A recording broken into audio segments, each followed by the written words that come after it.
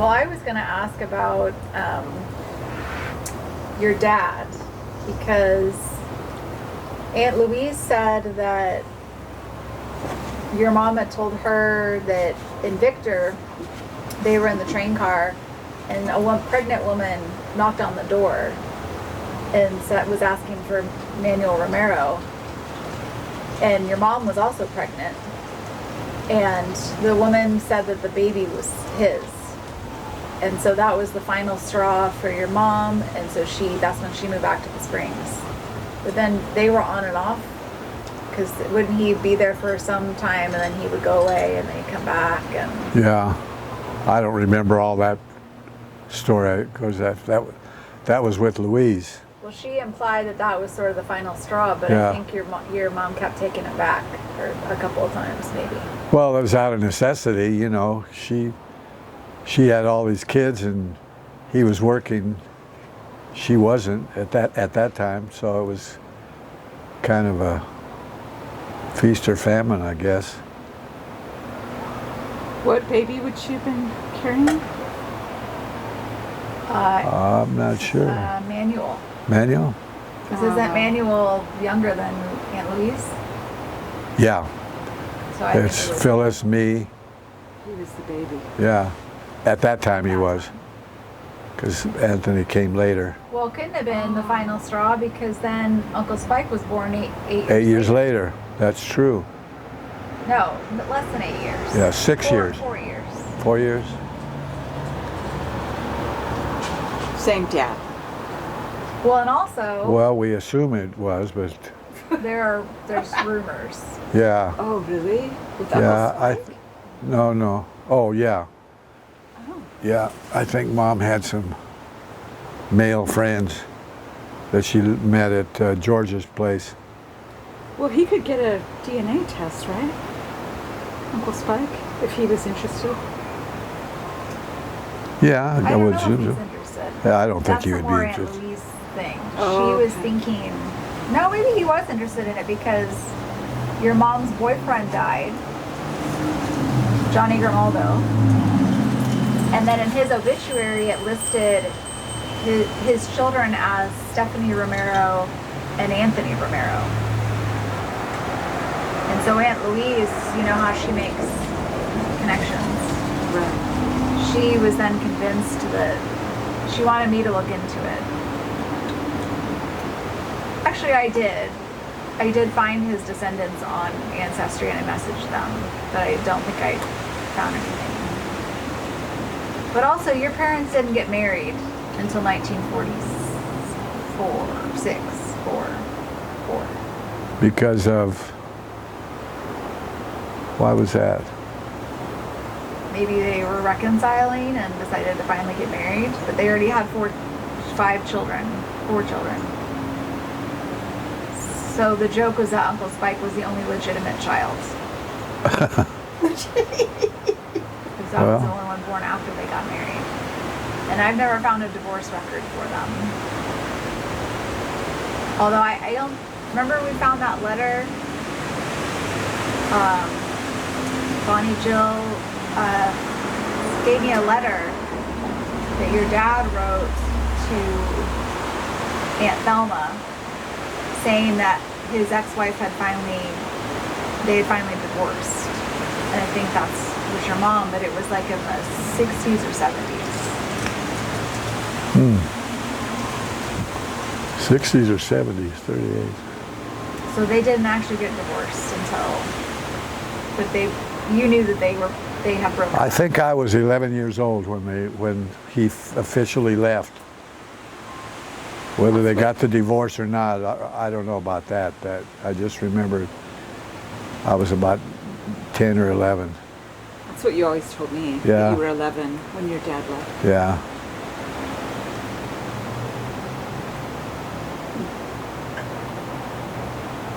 So your mom dated other Johnny Grimaldo, and then There was another guy I remember he was from Georgia. I remember the state, but I can't remember the town. in Georgia, where he was from. And I think he was probably stationed at Fort Carson. He's probably a soldier.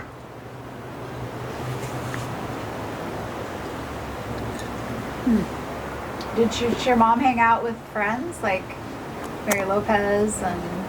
Not that I know of. How did you know?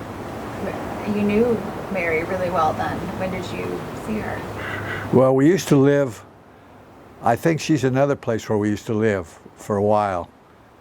Can't remember exactly when it was in the chronology of the story, but we ended up living with Uncle Jake and Aunt Mary, Commander Mary we called her, for a period of time. And I'm not sure exactly if that was, it was before we moved to Marino, where Rhoda's cottage that we lived in.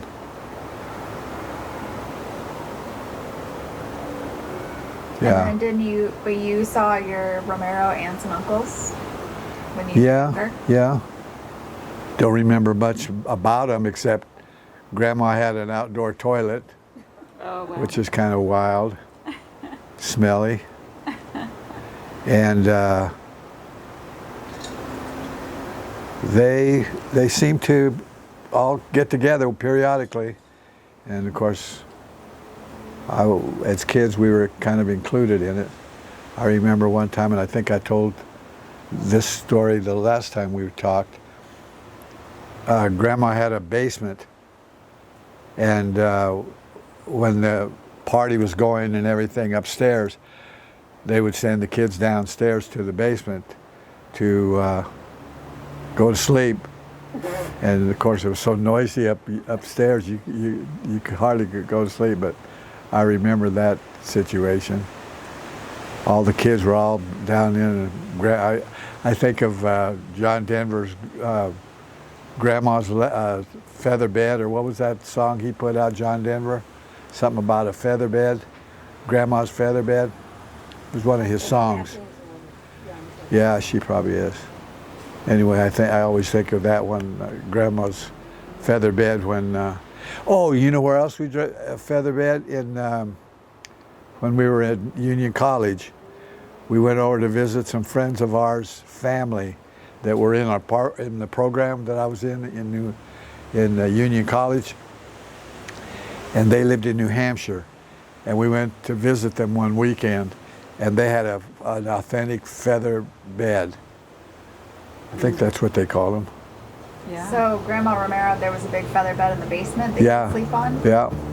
Wow. There must have been like 8 million kids. Well, there were quite a few, it seems to me. Wow.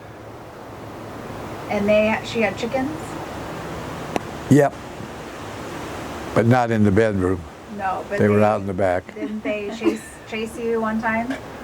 Oh gosh, I don't know. I don't remember that. Probably. You had to go. You were the kids who were in trouble had to go go feed the chickens or corral the chickens or something, and they would chase you, and you had to go fill up the water jug at the well. I don't remember all that. Well, this is all stuff. This is COVID brain. You just were telling me about that before COVID. Really? Mm-hmm. Oh. Because remember I visited Bonnie Jill and she had the big water jug. Yeah, I remember that. Had the little tin. Yeah.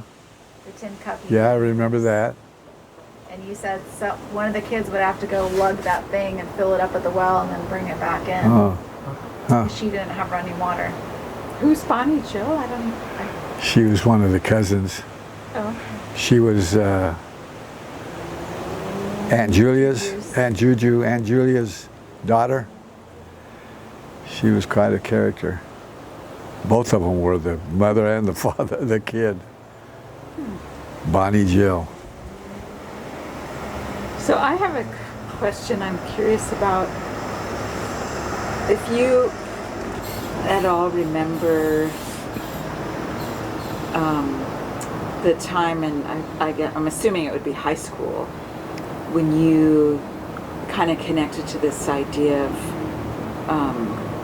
adulthood and maybe going to college.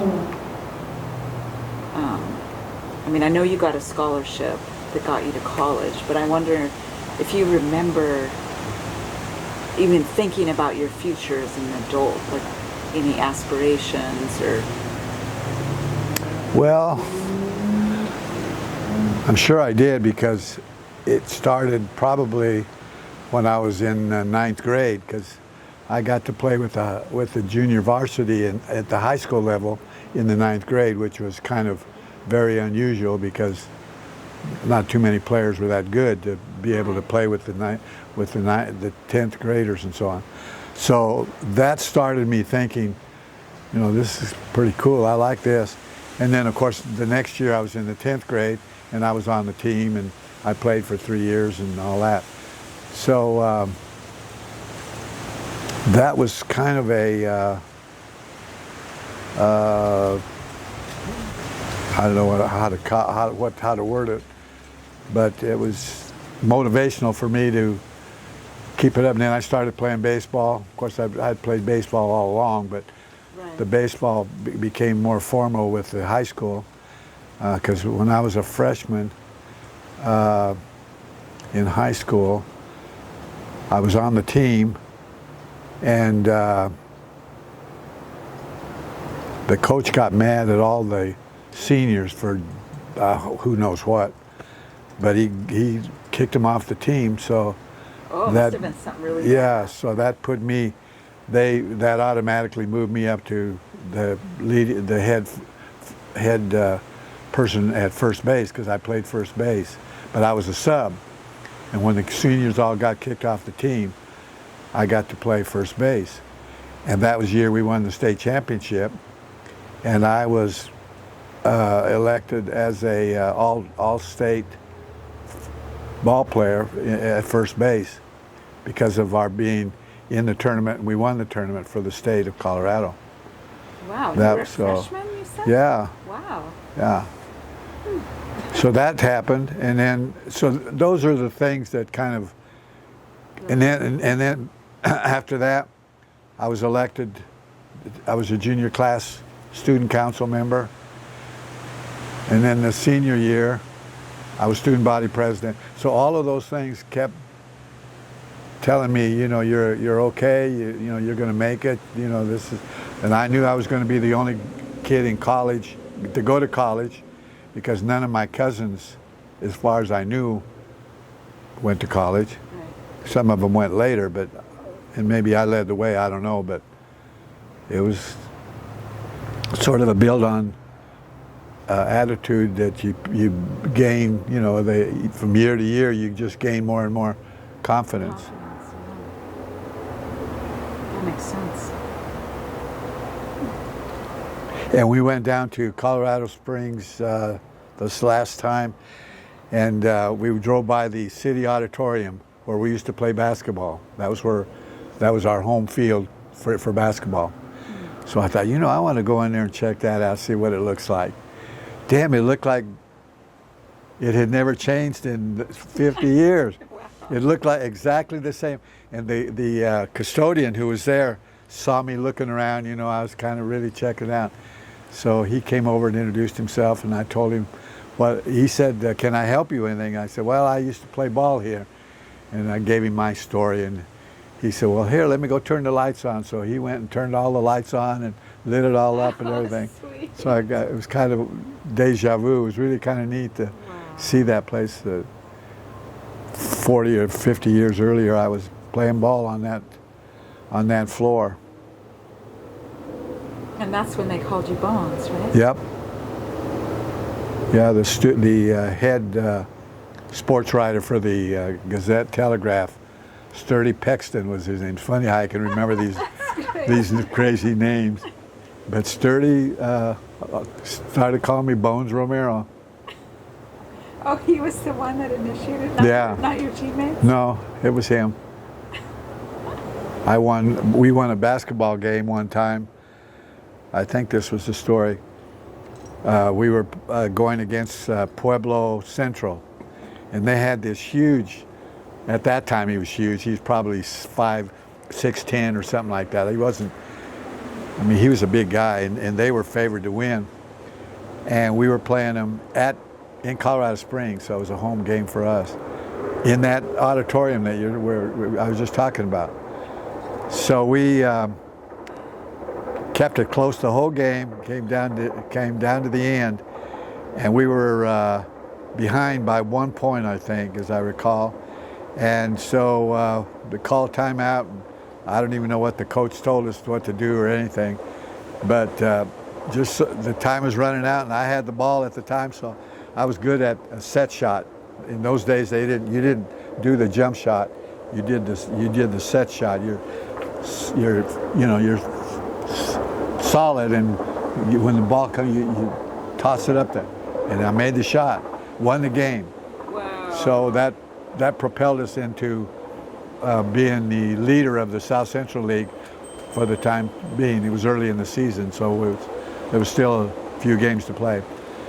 But I think that was the game that Sturdy decided to, in writing the article about the game, he said Bones Romero did the right thing, made the shot. I don't know if you remember that. Yeah. That Zoom we did when you guys we couldn't hear you, and so you started bringing pictures to show us. Oh yeah. And that was the first time I saw that picture of you, and playing a game, playing basketball, and so it's like, oh my God, that boy is malnourished. Yeah, I was really. In fact, another part of the story is that I was so skinny, but my mom decided that, or somebody decided, I needed to go to a nutritional camp to fatten me up. And so they sent me to St. Francis Hospital in Colorado Springs. And I was there, I don't know how many days, but I got homesick. So when we were taking our afternoon nap, I clicked the door and snuck out and walked all the way home from St. Francis Hospital to where we lived down on Merino.